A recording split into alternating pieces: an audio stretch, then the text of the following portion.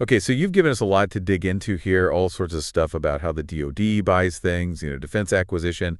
And today we're going to take a deep dive, specifically into Section 317 of the Forged Act. All right. And this section really focuses on something called the middle tier of acquisition, particularly how to get rapid prototyping and rapid fielding up and running a little more smoothly. Yeah, that's right. You can kind of think of this as us trying to make a map, of this Section 317. We really want to get a good understanding of not only what's in it and how it's supposed to, make things move faster, but more importantly, give you some ideas about how you could actually put this into practice and what you should be doing to get ready.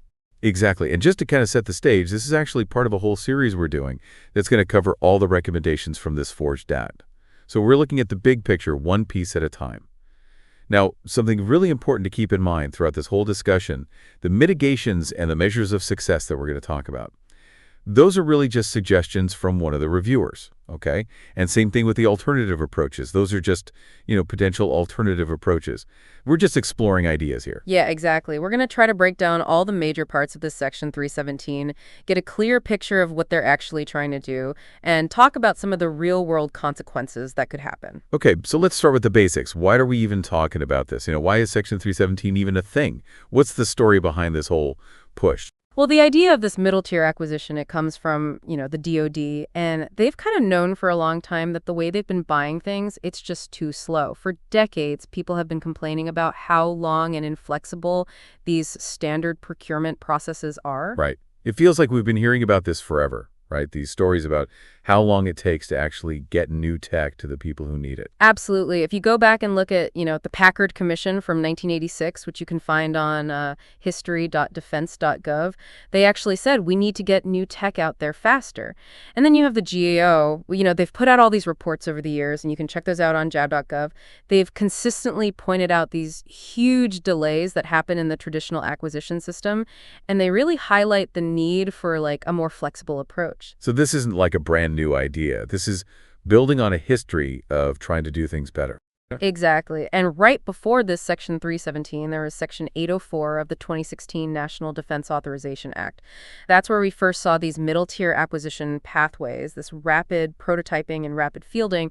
They were a way to kind of get around some of these really time-consuming requirements, like, the JCIDs, the Joint Capabilities Integration and Development System. You can learn more about that on cfsreports.congress.gov. Yeah. Basically, JCIDs is this super detailed, multi-stage process with tons of documentation and approvals that have to go through all these different people. So MTA is trying to streamline that. Okay, so 2016, that was like the first step in this direction. Did it work? It's interesting. The 2016 NDAA, it did show some real potential. If you look at the analysis from the Defense Science Board, which is on dsb.to.mil, and the info they shared on innovation.defense.gov, they actually pointed out some successes with these early MTA projects, especially in the Air Force with their rapid prototyping. But the problem was, these pathways weren't applied consistently across the board. So like some good stuff, but maybe not, a home run everywhere. Exactly. And that's where Section 317 of this Forged Act, S.5618, which came out in December of 2024, that's where this comes in. This section takes that authority from the 2016 NDAA and it makes it really solid in Title N of the U.S. Code. Okay. It replaces that old provision with these much clearer pathways. And, you can see this evolution in resources like discover.dtic.mil. It's been years of figuring things out. And they've also used insights from the updated DoD Instruction 5000.2. Now, DoD Instruction 5000.2, that's basically the rule book for how the DoD buys everything. The fact that Section 317 builds on all of that shows us that this new approach has some real thought behind it. Yeah, that gives us a much better sense of where this is all coming from. So let's really get down to the nuts and bolts of this Section 317. What are these middle-tier acquisition pathways that it sets up? So Section 317, it lays out two distinct pathways very clearly, and they both fall under the Undersecretary of Defense for Acquisition and Sustainment. Those pathways are rapid prototyping and rapid fielding. Okay, two separate routes. So what's the big goal here? What are the desired effects that this recommendation is trying to achieve? All right, there are 5 main desired effects that are really driving this. The first one is to make the prototyping process way faster, trying to get those fieldable solutions in under 5 years. So basically making the system more agile. Okay.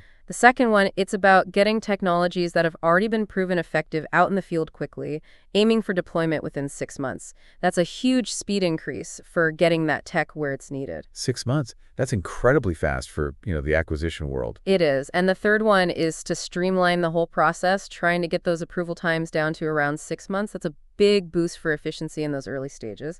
The fourth one is about giving program managers more power, more flexibility, and cutting back on all that red tape that can really slow things down.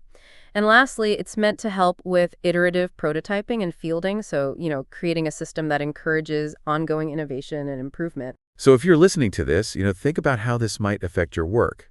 These desired effects, they lay out what they're hoping to achieve.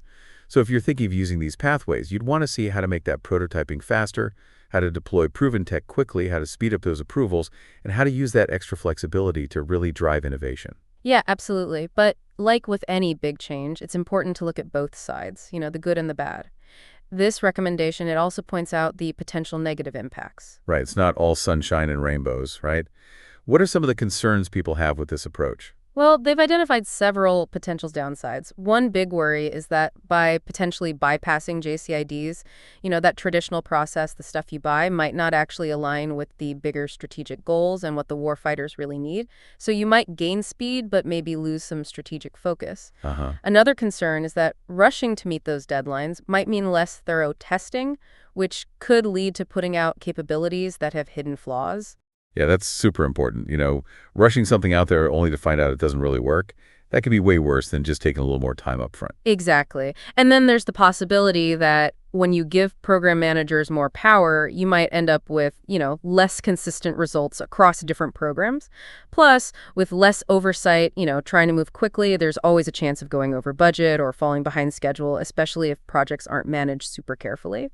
And finally, that focus on getting stuff out there fast, it might make people forget about the longer term things like sustainment and how much it will cost over its entire life cycle. These are all really important points to consider. So as you're thinking about how you might use Section 317, it's not just about moving fast. You have to be really aware of these potential problems and think ahead about how you can deal with them. Right. And that brings us to the mitigations the organization will take to diminish the negative impacts. And it's super important to remember these are just suggestions from a reviewer, but they give you some valuable ideas about how to tackle those challenges we just talked about. So what are some of those suggestions for reducing risk? Well, to address the risk of stuff not lining up strategically because you're bypassing JCIDs, one suggestion is to have these mandatory checks for strategic alignment before a program can even use these MTA pathways. Uh-huh. And to make sure testing isn't skimped on, they've proposed mandating minimum standards for operational testing.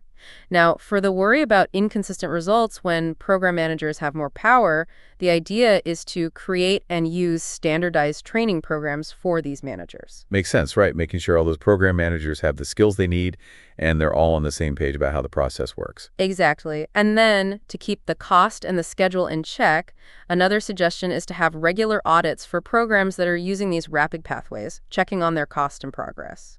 And last but not least, to make sure people don't forget about the long term, they suggest making life cycle cost reviews part of the plans for rapid fielding. Again, if you're listening to this, these are just suggestions, but they show you the key things that anyone who wants to use Section 317 effectively should be focusing on. You want to be thinking about how to ensure that strategic fit, how to maintain good testing, how to support and train your program managers, how to keep an eye on the budget and the schedule, and how to factor in those long-term sustainment needs right from the start. Definitely. And how do you know if all this effort is actually paying off? That's where those measures of success come in. And again, these are just suggestions from a reviewer on how to figure out if Section 317 is really working. So how would you measure the success of this? What are some of the benchmarks we could look at? Well, they've put forward 3 key measures. The first is keeping track of how long it takes to field a prototype, aiming for under 5 years. The second is looking at how many programs decide to start production within 6 months of successfully fielding something, hoping to hit 90% compliance there. Okay. And the third measure is looking at how effective the stuff that's fielded actually is, based on feedback from the users. The goal would be to have a user satisfaction rate of at least 85%, and you'd track this every year. So those measures give you some concrete ways to judge the impact of these rapid acquisition efforts.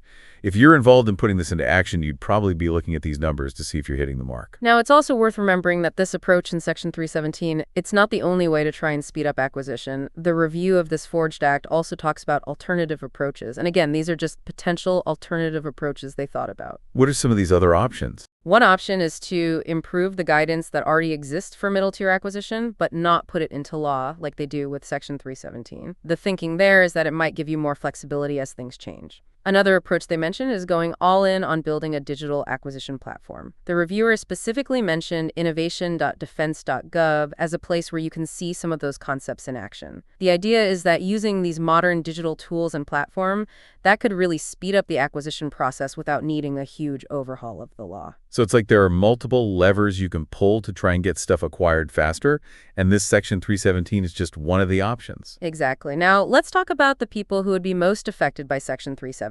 The recommendation lists the specific DAD personnel most affected. So who are we talking about here? What roles and responsibilities are we looking at? Well, at the top, you have the Undersecretary of Defense for Acquisition and Sustainment.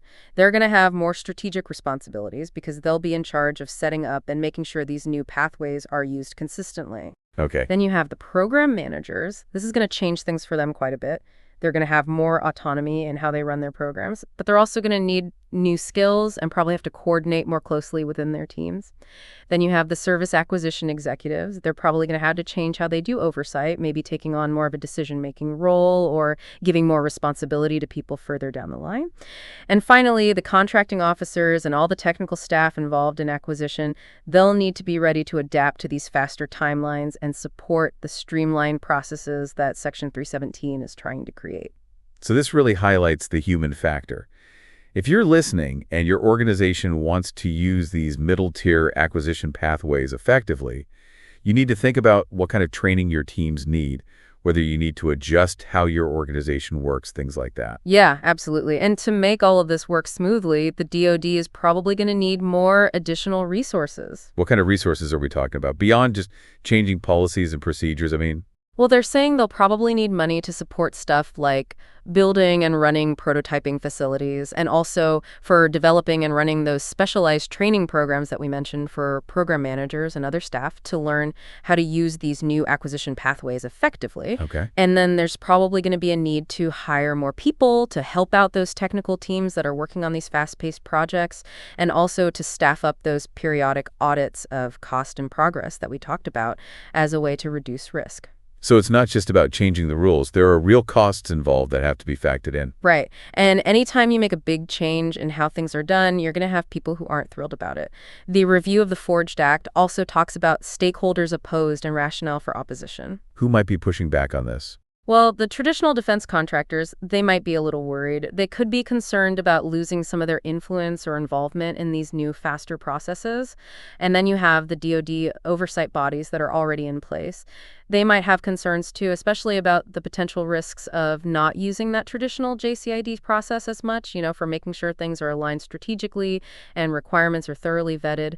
And then, of course, you have congressional overseers, and they might have reservations, too, mainly about accountability and oversight for these acquisition programs that are moving faster and maybe not facing as many bureaucratic hurdles. So it sounds like there will probably be a lot of different viewpoints and potential pushback to deal with. Exactly. So to wrap up our deep dive into Section 317, we've seen that it's all about speeding up defense acquisition using these rapid prototyping and rapid fielding pathways.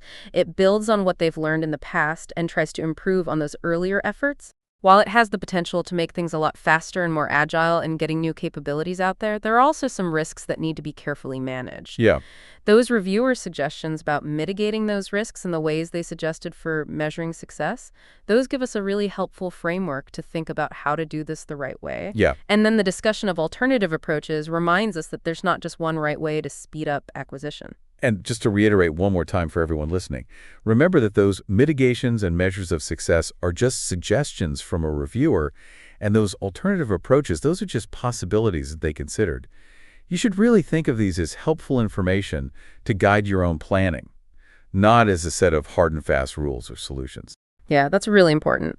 So as you're thinking about this push for rapid acquisition and all the changes it might bring to the DoD, roles and responsibilities and processes, here's something to consider. In your own organization, what do you think are the most important things you need internally and the most important partnerships you need externally to make these kinds of initiatives work? We really encourage you to think about that and maybe check out some of the resources we mentioned, like innovation.defense.gov, or learn more about the history on history.defense.gov and those GAO reports on cal.gov. The more you understand all these different aspects, the better equipped you'll be.